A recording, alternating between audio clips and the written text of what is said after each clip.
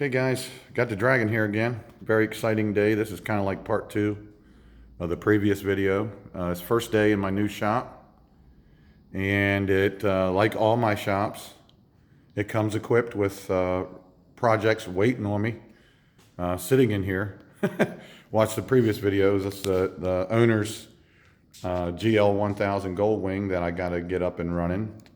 And it's just been sitting for a while, so it needs carbs cleans, brakes rebuilt, tires, just the typical stuff. It's been leaking old gas for a long time. You can see back in there, look beyond, and you'll see kind of down in there, it's starting to focus. That's old gas just laying down in there where the carburetors have been leaking. So anyway, got to get that road ready, road worthy. He wants to be able to ride it dependably anytime with his son. And I got that Jeep. I explained about that. I got to strip off the good parts and then push that thing outside. And so I could get in here right away because the weather's turned. It's gotten really cold and nasty here already. So I told him, don't worry about your stuff. Get it out, this week or whatever. I want to get in here and start working. I got a job today. So that stuff in that corner is going to leave. And then in that brake, that aluminum brake there is going out of here. And that's the compressor one of my customers gave me. He dropped it and broke off the controls. Basically, I showed this in the last video, but now you can see it better. This tube, the 3/8 galvanized pipe, broke off inside of the tank, so he couldn't fix it. But he said he knew that I could, so he gave it to me. And I had to run a new line also that goes up to the pressure switch, and the main tube coming off the compressor motor had broke, so I fixed that, and it worked. So yeah, I'm not too proud. It's a decent compressor. It'll work for now. I don't need a whole lot for what I do. And then the little welder, I told the story in the last video about that. Somebody had borrowed a welder of mine. They say it got stolen, so I said, well, that's not my problem. Replace it. The guy showed up with a brand new Harbor Freight little welder for me. So that thing's got a lot of use out. It's been up and down the coast in Florida.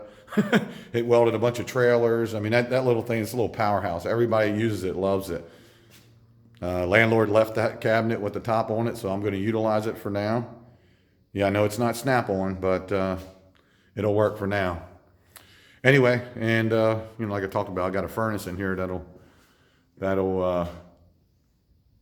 it'll heat you out of here. It's a big commercial furnace for this little spot, but I had to get the key so I could be in here when they turn the gas on. So right now it's not on. It's okay. Today's supposed to get almost 60, so I'll be good to go. Got a lot of receptacles on the walls, and it's just, once again, guys, it's just humble beginnings.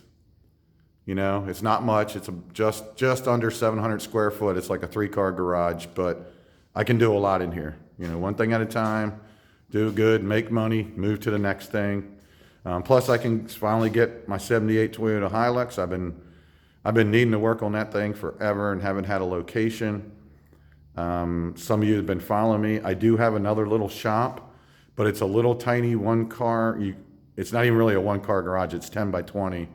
And I did some motorcycles over the winter in there, but I just can't work in it. So I got to go, tell the guy that I won't be using that anymore. Now I'm going to be in here full time, and we'll make something happen. So I've learned a lot over the last few years. I've made a lot of mistakes. I've had a couple shops and had to shut them down and go back to work and this and that. But now I've been back in this area for a year, and I've got a good customer base now.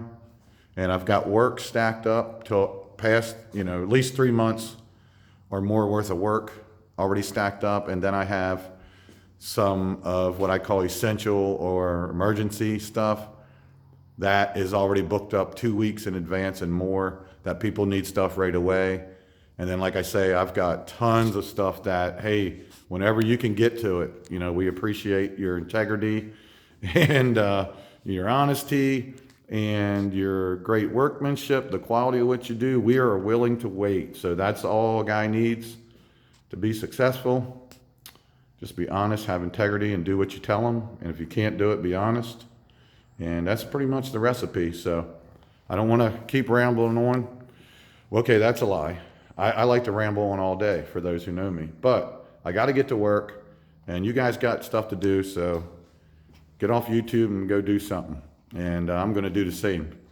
Dragon says, thanks for watching and peace out.